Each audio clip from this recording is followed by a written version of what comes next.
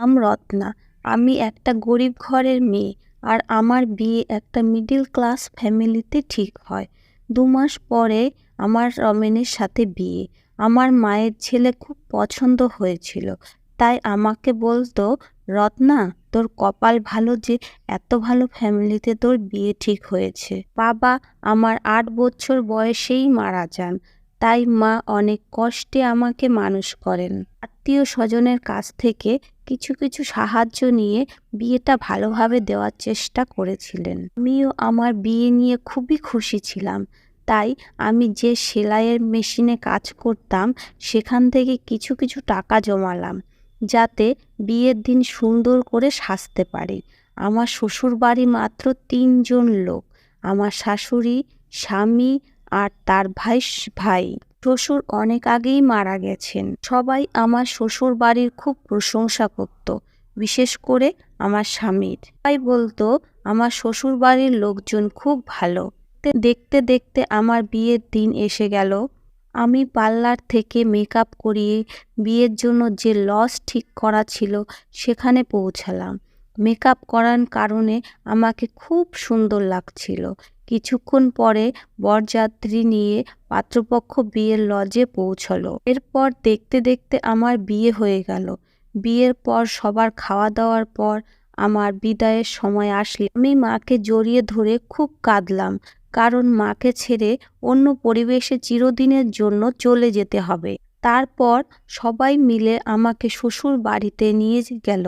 ওখানে আমাকে শাশুড়ির ঘরে বসিয়ে অনেকগুলো নিয়ম পালন করানো হলো, যার মধ্যে কয়েকটা আমি জানতাম, বাকিগুলো জানি না। সমস্ত নিয়ম পালন করা শেষ হলে আমাকে ওই ঘর থেকে বের করে আমার বরের ঘরে নিয়ে গেল। ঘরটা আগে থেকেই ফুল দিয়ে খুব সুন্দর করে সাজানো। এরপর আমাকে খাটে বসিয়ে মাথার ঘুমটা টেনে দিল। সারাদিনের ধকলে আমি খুবই ক্লান্ত, তাই ঘুম ঘুম পাচ্ছিল, কিন্তু আমি চুপচাপ বসে থাকলাম স্বামীর অপেক্ষায়। 1 ঘন্টার বেশি হয়ে গেল, এখনও আমার স্বামীর কোনো খবর নেই। আর একটা আশ্চর্যের ব্যাপার হলো, সারাদিনে আমার বর আমার সাথে একবারও কথা বলেনি, এমনকি কারো সাথে কথা বলতেও শুনিনি। এইভাবে চুপচাপ বসে থাকতে থাকতে কখন যেন একটু ঝিমুনি ভাব এলো। হঠাৎ দরজার আওয়াজে আমার ঘুম ভেঙে গেল। তাকিয়ে অবাক হয়ে দেখলাম ঘরের মধ্যে কেউ নেই। তারপর যখন দরজার দিকে তাকালাম, তখন তো আমার চোখ কপালে ওঠার জোগাড়, কারণ দরজায় দাঁড়িয়ে আমার স্বামী আর ওর সাথে একটা মহিলা, যাকে দেখে আমার পাগলি মনে হচ্ছিল, কারণ ওর জামা কাপড়ের জায়গায় জায়গায় ছেঁড়া ফাটা আর সব সময় মাথা চুলকে যাচ্ছে। ওই মহিলাকে আমার স্বামীর সঙ্গে দেখে আমি অবাক হয়ে কাছে গেলাম। আমাকে দেখে ওই পাগলি আমার স্বামীর পিছনে লুকিয়ে পড়ল, যেন আমাকে দেখে ভয় পাচ্ছে। আমি আমার স্বামীকে বললাম, রমেন, এই মহিলাটি কে, আর এ আমার ঘরে কি করছে? তখন রমেন ওই মহিলাকে নিজের কাছে টেনে এনে বলল যে এ আমার বউ, আর একে তুমি তোমার মতো সুন্দর করে সাজাও। আমার পায়ের নিচ থেকে মাটি সরে গেল, কারণ আজকেই আমার বিয়ে হয়েছে, আর আমার স্বামী একটা পাগলি মহিলাকে বউ বলছে, আর ওকে আমার মতো সুন্দর করে সাজাতে বলছে। শুনে আমার চোখ দিয়ে জল পড়তে লাগলো। আমি আমার স্বামীকে বললাম, রমেন, তুমি এসব কি বলছো? এই মহিলা তোমার বউ হয় কিভাবে? তোমার বউ তো আমি। তুমি তো আজকেই সবার সামনে আমাকে বিয়ে করেছো, আর এখন তুমি চাইছো এই মহিলাকে সুন্দর করে সাজিয়ে আমার জায়গায় বসাতে? এসব কথা শুনে রমেন রেগে গিয়ে বলল, আমি বলছি তো এ আমার বউ, তুমি একে তোমার মতো সুন্দর করে সাজিয়ে এই ঘরে বসাও, তারপর তুমি এই ঘর থেকে বেরিয়ে যাও, না হলে আজকেই তোমাকে আমি তালাক দিয়ে দেব। কথা শুনে আমার গা কাঁপতে লাগলো, কারণ আমার মা অনেক আশা ভরসা নিয়ে আমার এই বিয়ে দিয়েছেন। যদি আমার তালাক হয়ে যায়, তাহলে তো আমার মা জীবিত লাশ হয়ে যাবে। আমার মা সারা জীবন শুধু দুঃখই পেয়েছেন, তাই চাই না যে আমার জন্য আমার মা আবার দুঃখ কষ্ট পাক। তাই আমি রমেনের কথায় রাজি হয়ে মাথা নাড়ালাম। পাগলি মহিলাকে বাথরুমে নিয়ে তৈরি করতে লাগলাম। তাকে আমার বেনারসিটা পরালাম, যেটা আমার বিয়েতে শ্বশুরবাড়ি থেকে আমাকে উপহার হিসেবে দিয়েছিল। আর আমি ওই পাগলির ছেঁড়া কাপড়টা পরলাম আর মনে মনে কাঁদছিলাম। তারপর ওই পাগলি মহিলাকে ড্রেসিং টেবিলের সামনে এনে সুন্দর করে মেকআপ করে আমার যত গয়নাগাটি ছিল সব পরাকে এতক্ষণ বিচ্ছিরি লাগছিল, তাকে এখন সুন্দর দেখাচ্ছে। ওই পাগলি জুয়েলারি পরে খুব এক্সাইটেড হয়ে গেল আর আয়নায় বারবার নিজেকে দেখে তালি বাজাচ্ছিল। ওই পাগলিকে রেডি করার পর আমি আমার স্বামীর দিকে ইশারা করলে আমার স্বামী উঠে ওই পাগলির কাছে এসে ভালো করে দেখতে লাগলো। তারপর আমাকে ঘর থেকে বেরিয়ে যাওয়ার ইশারা করলো। আমি কাঁদতে কাঁদতে বাইরে বেরিয়ে আসলাম। আমাকে দেখে কে বলবে যে কিছুক্ষণ আগেই আমার বিয়ে হয়েছে?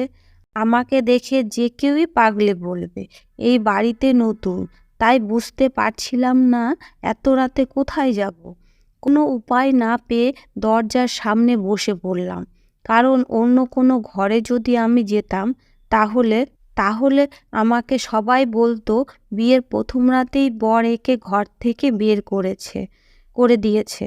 তাই নিজের অসম্মান আর তালাকের ভয়ে আমি চুপচাপ আমার স্বামীর দরজার সামনে বসে রইলাম। দুঃখে আমার ঘুমও আসছিল না, তাই চুপচাপ বসে রইলাম। কিছু সময় পরে বারান্দায় কারো আওয়াজ পেলাম। তাকিয়ে দেখি আমার দেওর। ও আমাকে ওখানে দেখে চমকে ওঠে। তারপর আমার হাত ধরে টানতে টানতে নিয়ে গেল। ও আমাকে ওখানে দেখে চমকে উঠল। তারপর আমার হাত ধরে টানতে টানতে নিয়ে গেল। মুখে ঢাকা ছিল বলে ও হয়তো আমাকে চিনতে পারেনি।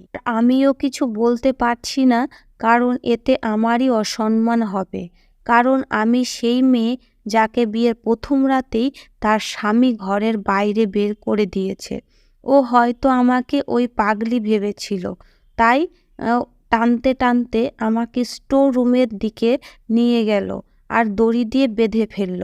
আমি অবাক হয়ে দেখলাম যে সে আমার জন্য বাসি রুটি, তরকারি আর কিছু ওষুধ নিয়ে আসলো, যেটা হয়তো ওই পাগলির জন্য। কিন্তু আমি ওই ওষুধ কিছুতেই খেতে পারবো না, কারণ আমি তো পাগলি না। দড়ি দিয়ে আমার পা বাঁধা ছিল, কিন্তু দুটো হাত খোলা। ও আমাকে ওই বাসি রুটি খেতে বলল। আমি তাড়াতাড়ি মাথা ঝুঁকিয়ে না বললাম। যেই মাথা ঝুঁকালাম তখনই আমার মুখ থেকে কাপড় পড়ে গেল আর আমার দেওর আমাকে দেখে চমকে উঠল। ও বিশ্বাসই করতে পারছে না যে এটা আমি। তারপরে ও আমাকে বলল, তুমি এই অবস্থায় কেন? আমি কাঁদতে কাঁদতে ওকে সব কথা খুলে বললাম। ও আমার কথা শুনে আমার মাথায় হাত দিয়ে বসে পড়ল। তারপর বলল, তোমার উচিত হয়নি দাদার কথা শুনে ওই পাগলিকে নিজের জায়গায় বসানো আর ঘর থেকে বেরোনো। কথা শুনে আমি বললাম যে তোমার দাদা আমাকে তালাক দেওয়ার আর এই বাড়ি থেকে বের করে দেওয়ার ভয় দেখাচ্ছিল। আর আমার তালাকের কথা শুনে আমার মা জীবিত লাশে পরিণত হবে। তারপর আমার দেওর আমার পা থেকে দড়ি খুলে আমাকে ওর পিছনে পিছনে আসতে বলল।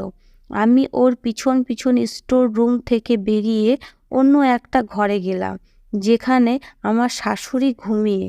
আমার দেওর শাশুড়িকে ঘুম থেকে উঠিয়ে সমস্ত কথা বলল, যেটা শুনে আমার শাশুড়ি দীর্ঘ নিঃশ্বাস ফেলল। আমি বুঝতে পারছিলাম কিছু তো একটা আছে যেটা এরা আমার থেকে লুকাচ্ছে। তাই আমি আমার শাশুড়িকে সরাসরি জিজ্ঞেস করলাম, ওই মহিলাটি কে, যার জন্য আমাকে আমার ঘর থেকে বের হয়ে আসতে হয়েছে? তখন আমার শাশুড়ি দেওরকে বাইরে যাওয়ার ইশারা করলো। বাইরে বেরিয়ে গেল। শাশুড়ি আমাকে ওনার পাশে বসিয়ে বললেন যে ও হলো আমার বান্ধবীর মেয়ে। ওর ছোটবেলাতেই ওর বাবা মা মারা যান, তাই আমি ওকে এ বাড়িতে নিয়ে এসে নিজের মেয়ের মতো মানুষ করি। ওর রমেনের সাথে ওর বন্ধুত্ব খুব ভালো ছিল। আমার শাশুড়ি আরও বলল, ওই পাগলি মেয়েটা নাম অনন্যা। ও বড় হলে আমার শাশুড়ি ওকে বিয়ে দেওয়ার জন্য পাত্র দেখতে শুরু করলেন। অনন্যা বলে যে ও কাউকে ভালোবাসে আর তাকেই বিয়ে করতে চায়। এটাতে আমার শাশুড়ি খুব খুশি। ওই ছেলের সাথে অনন্যার বিয়ে ঠিক করেন। কিন্তু এইসব খবর যখন রমেন শুনল, তখন ও চিৎকার চেঁচামেচি জুড়ে দিল, কারণ ও অনন্যাকে খুব ভালোবাসতো আর বলে বিয়ে যদি করতেই হয় তাহলে অনন্যাকেই করবে। কথা শুনে আমার শাশুড়িও মনে মনে খুশি ছিলেন, কারণ ওনার অনন্যাকে খুব পছন্দ ছিল। কিন্তু যখন অনন্যা শুনল যে রমেন ওকে ভালোবাসে এবং বিয়ে করতে চায়, তখন অনন্যা সরাসরি না বলে দেয়। এটা শুনে রমেনের মন ভেঙে যায়। তাই ও ব্যবসার কাজে বাইরে চলে যায়। আমার শাশুড়ির খারাপ লাগলেও তিনি অনন্যার বিয়ে ধুমধাম করেই দেন। রমেন এতটাই দুঃখ পেয়েছিল যে ও অনন্যার বিয়েতেও আসেনি। অনন্যার বিয়ের মাত্র 2 মাস পরে ফিরে আসে, কারণ ওখান থেকে ও কেমন পাগলি হয়ে যাচ্ছিল। আর ওর স্বামী ওর সমস্ত গয়নাগাটি টাকা পয়সা নিয়ে পালিয়ে যায়। তারপরে আর তাকে খুঁজে পাওয়া যায়নি। পরে খোঁজ খবর নিয়ে জানা যায় অনন্যার সঙ্গে ছেলেটির অনলাইনের পরিচয়।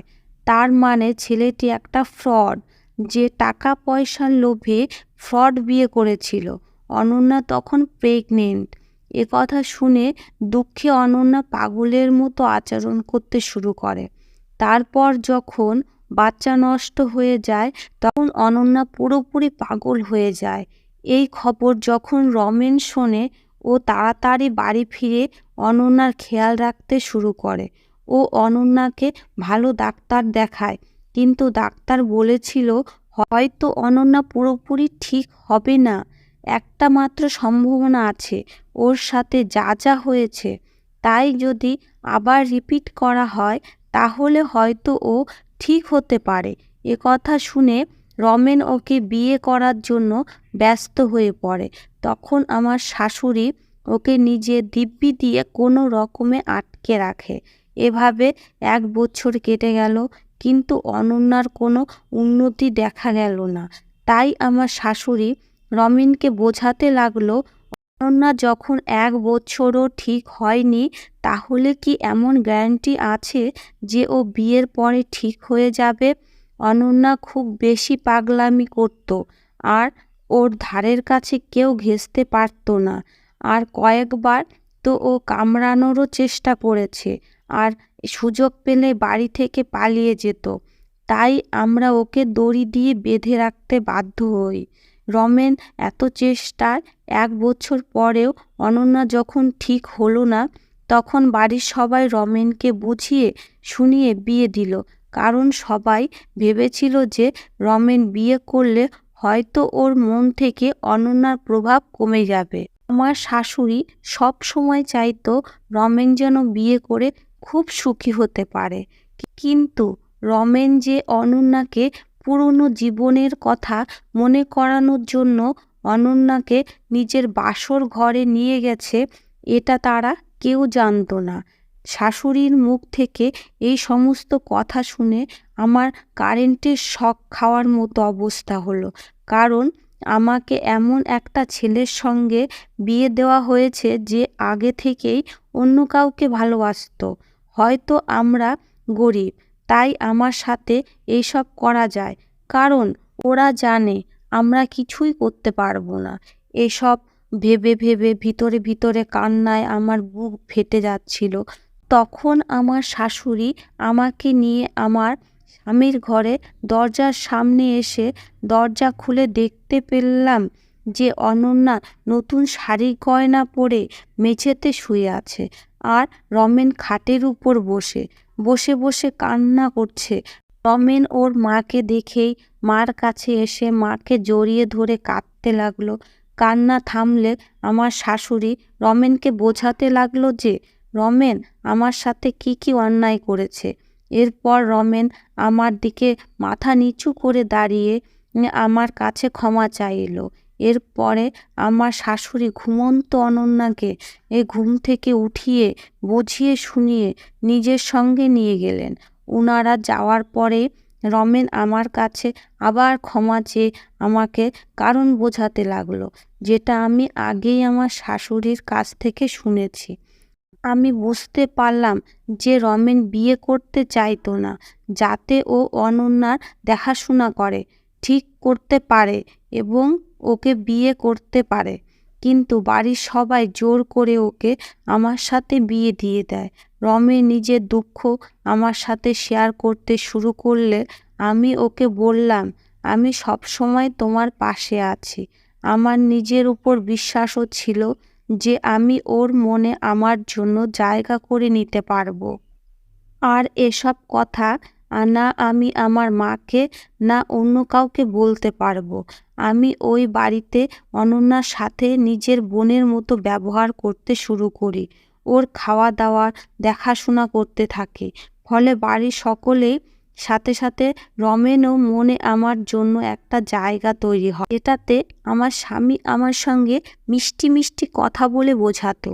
কিন্তু অনন্যার অবস্থা কোনো উন্নতি হয়নি। ওর ওষুধ চেঞ্জ করেও দেখা হয়েছে, কিন্তু কোনো ফল পাওয়া যায়নি। কিন্তু তবুও রমেন চাইতো অনন্যা যেন ভালো হয়। তাই আমি দিনরাত পরিশ্রম করতাম। ওকে নিয়ে ডাক্তারের কাছে চেক আপ করাতে যেতাম, কিন্তু অবস্থার কোনো উন্নতি হয়নি। ধীরে ধীরে অনন্যার অবস্থা খারাপ হতে থাকে। ও এখন সারাদিন বিছানাতেই শুয়ে থাকে। আর তাই আমি রমেনকে বললাম ওকে শহরে সবচেয়ে ভালো ডাক্তারকে দিয়ে চেক আপ করাতে। যখন আমরা সেই ডাক্তারের কাছে নিয়ে গিয়ে চেক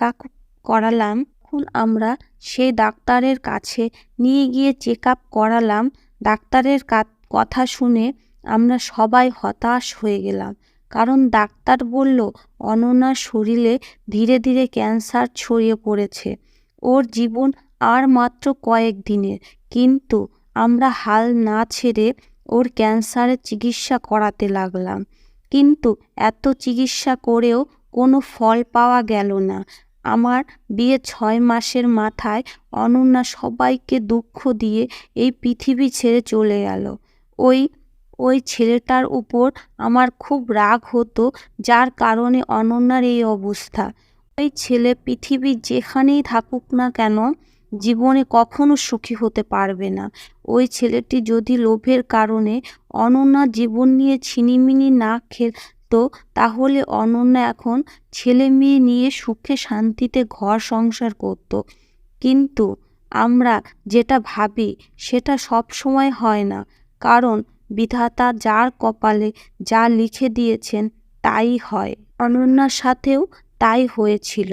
যা বিধাতা ওর কপালে লিখে রেখেছিল, যার দুঃখ আমাদের সারা জীবনেও শেষ হবে না।